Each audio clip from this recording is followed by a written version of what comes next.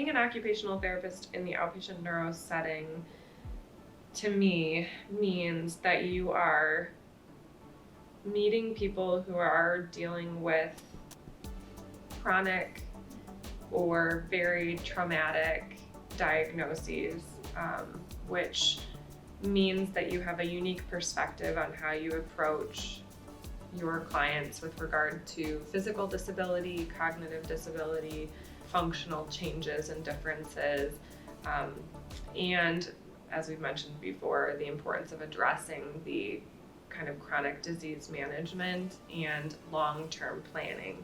Even though we do a lot of physical rehab as maintenance or prevention, trying to keep people healthy for as long as possible or prevent, other complications, we also really focus on that functional aspect of things, which I know sometimes can get lost in translation. I work now 9 to 5. Most days of the week. We have a shorter day on Friday, which is super nice and pretty unusual, but our clinic closes at 4 on Fridays, so it's nice to get off a little earlier. But I usually try to get to work about a half an hour before the start with a client, just to get myself situated and organized.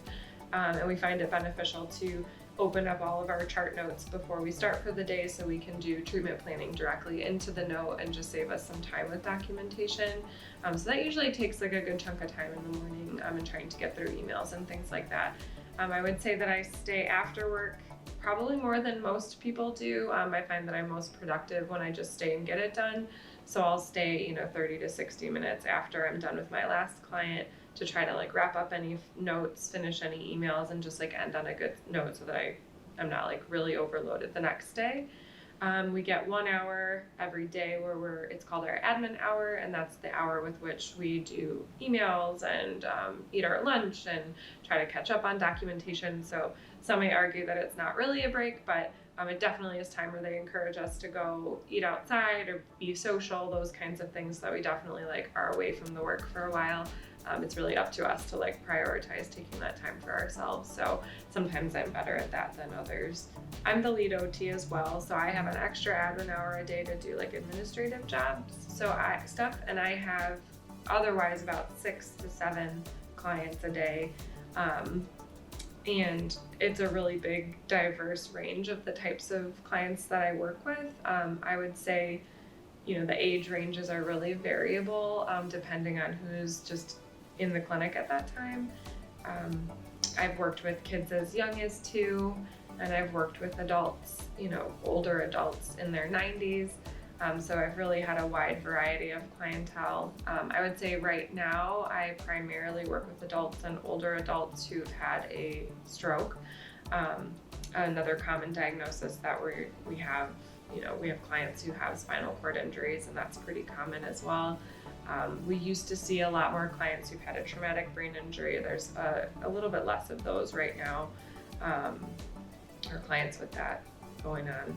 And then a wide variety of other neurological diagnoses from multiple sclerosis, Parkinson's disease, myositis of different kinds, muscular dystrophy, functional movement disorder, which is kind of a creative, unique one that we have, or that we treat.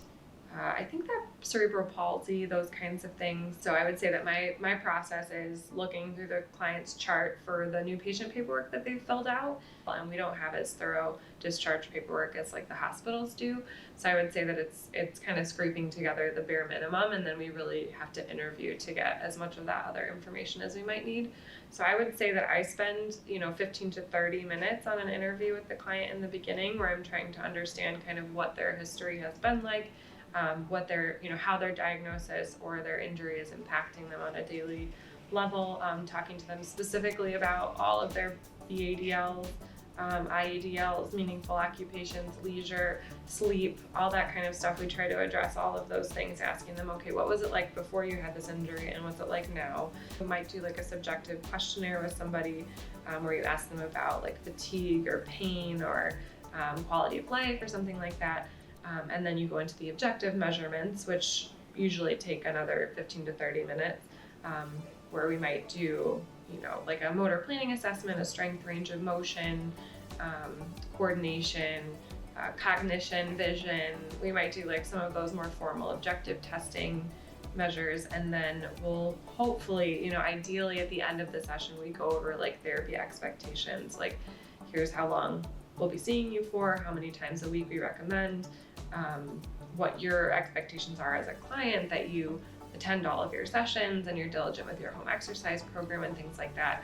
And then we try to review like all of the wellness options, saying like, okay, when this, let's say 12 weeks of skilled therapy is over, we have options for discharge, that you can go to our wellness classes or utilize some of the grant funding to like go find a personal trainer somewhere, use our personal trainers, just to make sure that people understand that this is it's a cycle of rehab. It's not something that starts and ends with skilled therapy. It goes far beyond what we do in the clinic. So we want to make sure that we like emphasize that at the time of the eval too, so that people have the chance to like take a little bit of ownership about this process and understand that it's not forever. At our clinic, we have what we like to call an FES specialty center. We utilize functional electrical stimulation a lot with every type of client pretty much.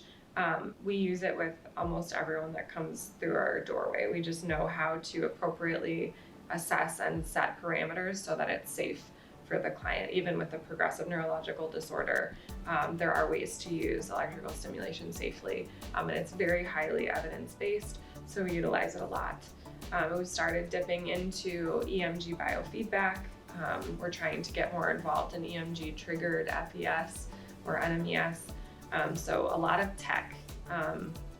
I would say the equipment that we have out there, like people come in and they're like, oh my gosh, you have so much stuff.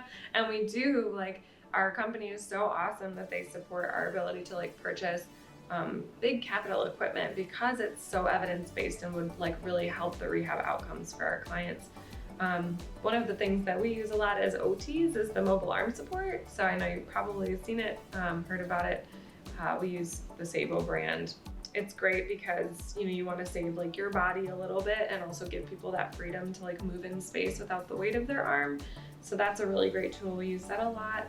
We also use like the Sabo glove, which is super helpful for people that have mild to moderate hand spasticity, flexion spasticity. It helps them like open their hands up and relearn that release, grasp and release pattern. We use the Myo Pro, which is super exciting. That's another EMG device where people can put the sensors on their body and really see, okay, I do have like muscle activation in these parts of my body. It helps like kind of wake up the brain pathways when they can actually see the effect that their body is having, or that their muscles can produce. So that's pretty neat. I would say that my most commonly used tool is my hands and myself. I do a lot of like manual facilitation for clients. So I would say that's probably my biggest tool. We do use a lot of fun things, but when it comes down to it at the end of the day, like my therapeutic use of self is like my most fun tool. That's so hard. I think my overarching feeling about this clinic, it might not be like a memory per se, but I feel like it's a really unique working environment.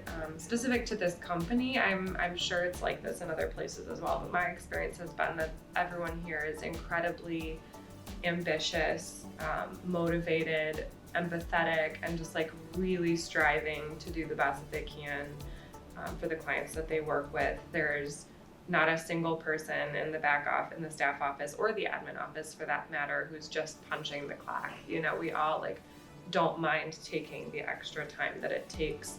It doesn't mean that we're not like burned out a little bit or overworked a little bit, but the company fosters a great sense of why. It really helps us feel like grounded in the why and like that we're a part of something that's really special and unique and important. So that is like just a feeling that I carry about like my job right now.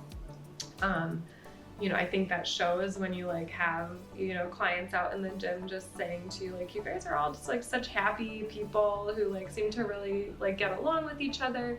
Just having those moments, or like having clients come back and like specifically request to work with me because, we had such a great relationship before and we made such great, progress, or, found really fun ways to like improve my quality of life, let's just say. So they're like, we bond with these people. I think the amount of diversity and creativity that goes into this setting is just like, you don't see it anywhere else but in neuro. Maybe not outpatient specifically, but neuro in general. Like people like can have the exact same injury or disability or diagnosis and present completely differently than another client. So like you think you have a good understanding of like what you should do, and then you'll have someone come in that just completely rocks your world and makes you relearn things and brush up on things and try new things. So I get to really utilize my creativity a lot, which has always kept me going, kept me passionate, is that I can really like every day try new things, be creative with the tools that I have, find new tools, whatever. And it's a very unique treatment creation for each person. Something that we've really started to delve into a little bit more is the psychosocial effects of these disabilities and diagnoses as well.